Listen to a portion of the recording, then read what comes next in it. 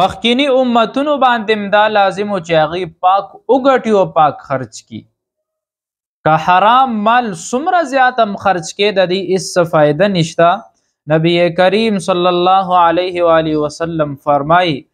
وی درې کسان هغه دي وی چې کم دا درې عملونه په دې ژوند کې وکړي، یو هغه چې حلال مال وګټي او هغه وخوري او خرچ کړي،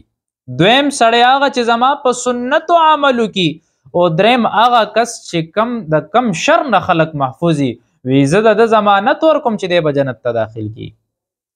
او حلال مال هغې ته ویلی کېږي چې الله د هغې نه منې نه وي کړي او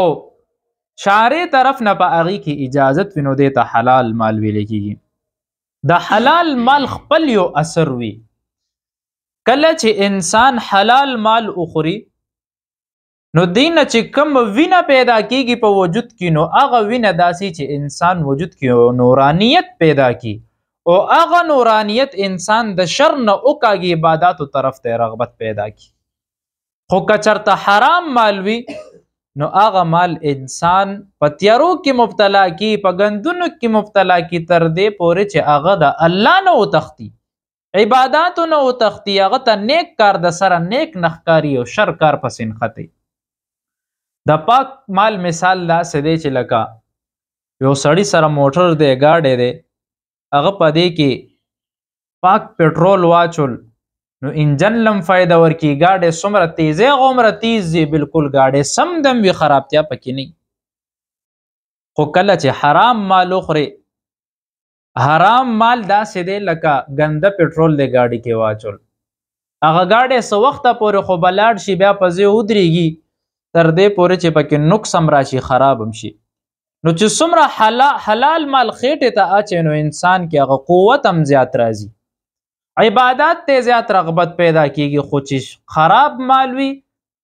نو دا انسان د دې نه غفلت کې پروت وي، دا انسان په دې شر کې پروت وي او داسې ګندګۍ کې دا انسان مبتلا وي چې هغه انسان عباداتو نه بالکل وتښتي. علامه زاهدي رحمه الله فرمایي وی ما داوی چې الله تعالی په انسان باندې څنګه دا خوراک کوي. وی یو ځل وی زه لاړم نو یو ځنګل ته ووتم، وی کله چې زه ځنګل ته لاړم نو په هغه ځنګل کې ما دا کته چې یاره الله به ما خوراک څنګه کوي. نو یو سرنګ ته ننوتم، غر کې دننه یو سرنګ و، هغې کې ناستم، ما چې دلته به مال الله څنګه رزق را رسوي. ګوره رزق الله ورکوي، او چې انسان څومره سعی کوي د هغه کوشش مطابق ورکوي، خو چې څنګه د انسان سوچ د هغې مطابق الله ورکوي. نو وی چې کېناستم دلته وی یو قافله په دې لاره باندې تېرېده،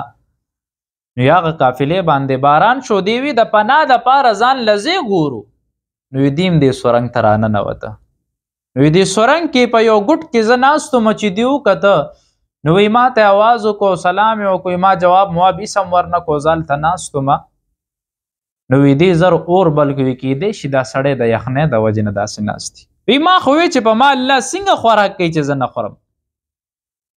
نو وی اور یې راته بل که، وی خوراک ما راک پی راله ګرم کوي، چې پی راله راکول نو ما خوله بنده کړې وه، هغې وی چېرته جامړې ورغلي د یخنۍ د وجې نه.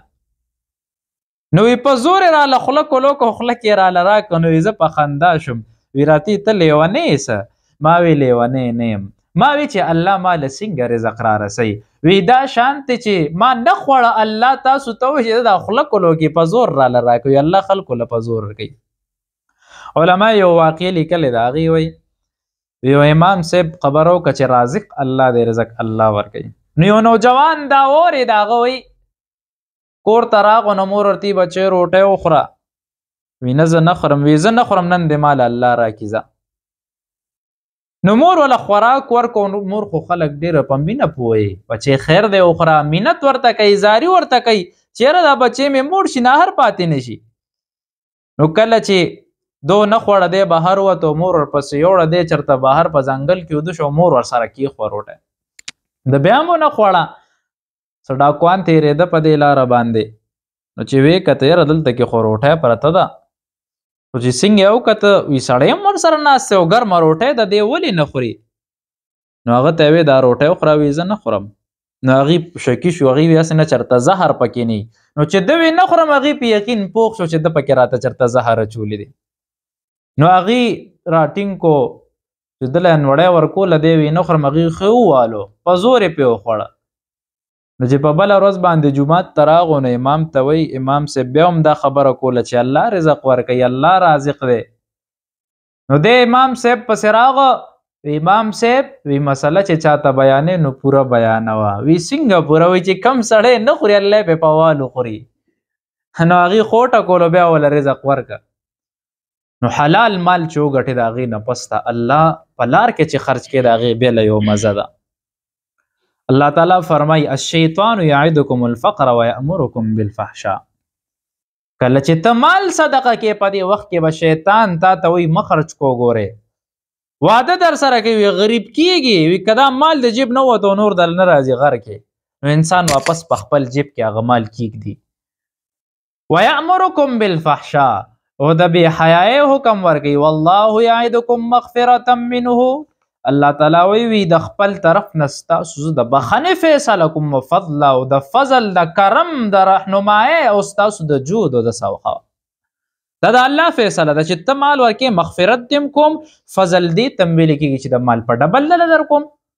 والله واسع علیم یؤتي الحکمة من یشاء ویؤتي الحکمة فقد اوتي خیرا کثیرا وما یذکر الا اولو الالباب تمام محترمو رازق الله دی او داسې طرف نه انسان له رزق ورکوي چې د انسان سوچ نه ابراهیم کرمانی دا یو نابینه بزرګ پخوا به په دې خلک داسې به و چې څه خلک به په دې غارونو کې کېناسته محمد موسی روحانی صاحب لیکلي ترغیب المسلمین کې یو واقعه ذکر کړې ده فرمایي وي څه داسې نوجوانان لاړه هغې به د ابدال اولیا به په دې غرونو کې کته چې دلته به کېناسته او د لبنان چې کم دا غرونو دا په دې ډېر زیات مشهور و پنځه شپږ ملګري لاړه دی وی چېرته اولیاء الله سره به مو ملاقات وشي ځان دپاره به ترې دعا وغواړو نو دا ملګري ګرځېده د یو پکې خپه خوږ شو دی کېناستو نو دا ملګري ورته وایي وي زموږ به وګرځو دلته کښېنه که چېرته اولیاء کې څوک ولي پیدا که نو هغه ولي ته به بیا ستا دپاره مو یا به وله تا بوځو به دی ناستو یو دوه ورځې د انتظار وکړو کله چې دوه ورځې د ده انتظار پوره شو نو د انتظار نه پس ته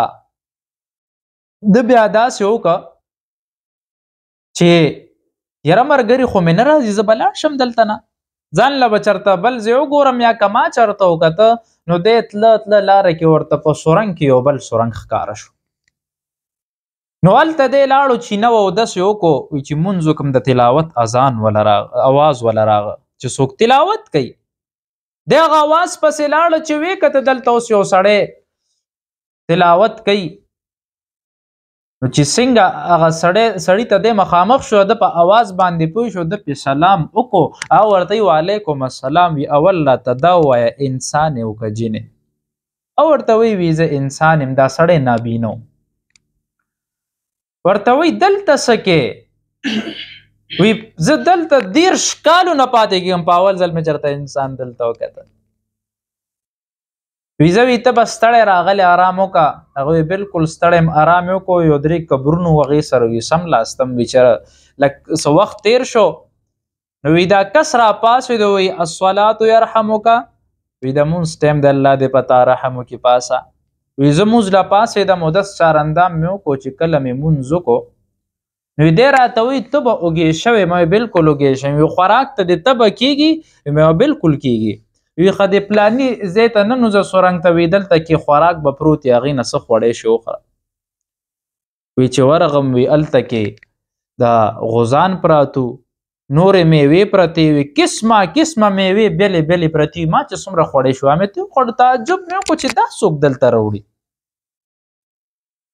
نو وی زه چې کله بهر رووتم وی ما دې کس نه تپوس وکړو چې دا تا له څوک روړې وی زه اوس بیا وګورې چې څوک راځي نو وی لک سات پس ته یو پرنده راغه،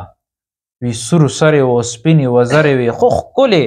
وی، هغې په دې خپلو خپو په دې خپل خوله کې وي څه دانې نیولې، هغه به یې اروړ هلته کښي. خو وی ما ترې تپوس وکړو دا څو پیره راځي؟ وی دا د ورځې 7 پیره راځي.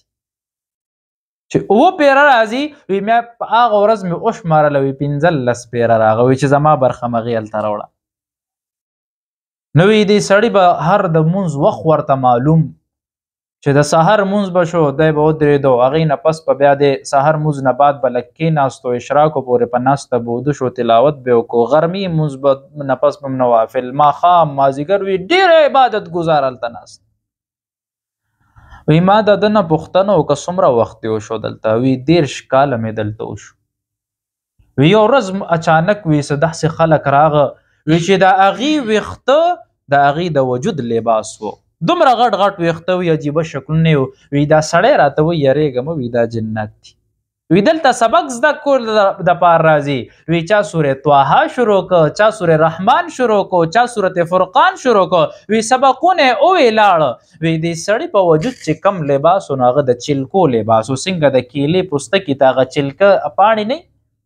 وی ما دا لباس تاله څنګه راځي؟ وی همدقه پرنده په کال کې یو ورځ روړي د عاشورې په ورځ باندې وي، هغې نه زه دا لباس دلته ځان له جوړ کړم. نو بیا ما نه تپوس وکړي 3 ورځې مې ورسره تېرې کړې. ما ورته وی چې ما ته وایي ته دلته څنګه راورسېدې؟ ما ورته دا شانتې ملګري رانه بېدرکه شوي دي، بس زه راغم ما ته الله توقولې وي. اوهو غلطي مې وکړه، تا پسې به ملګري ګرځي او ته ما دلته ایثار کې، که ما ته ړومبی پته وه ته به ما نه وي ایثار کړی.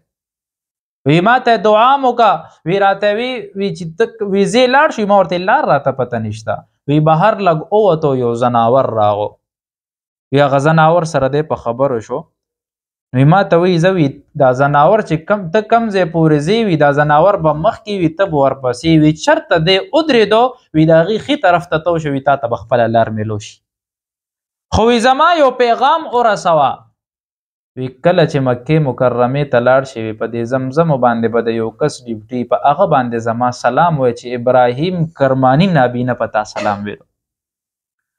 وی کله چې لاړو وی هغه زناور پسې شوم روانم، وی چې څنګه زه دې خواته وشم په جومات کې زما ملګري ناستو،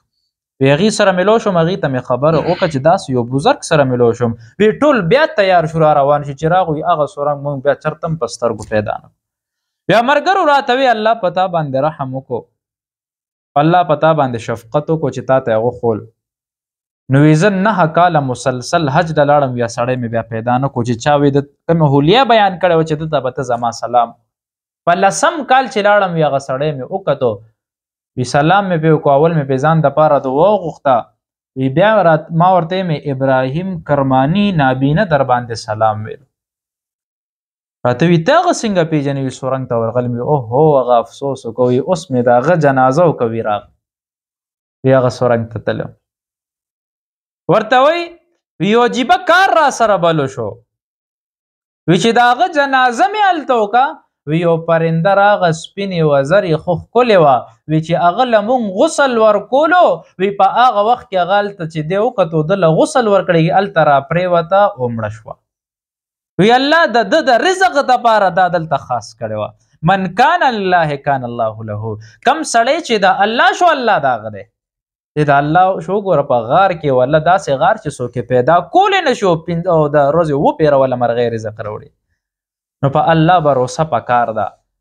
او دا رزق الله ورکړي، خو چې الله درکړي دی دپاره نه چې ځان دپاره دیم دی، دا ته غریبانانو دپاره هم دی، فقیرانو دپاره دی، په هغې باندې هم خپل دا رزق خوړل پکار دي. واخر دعوانا الحمد لله رب العالمين.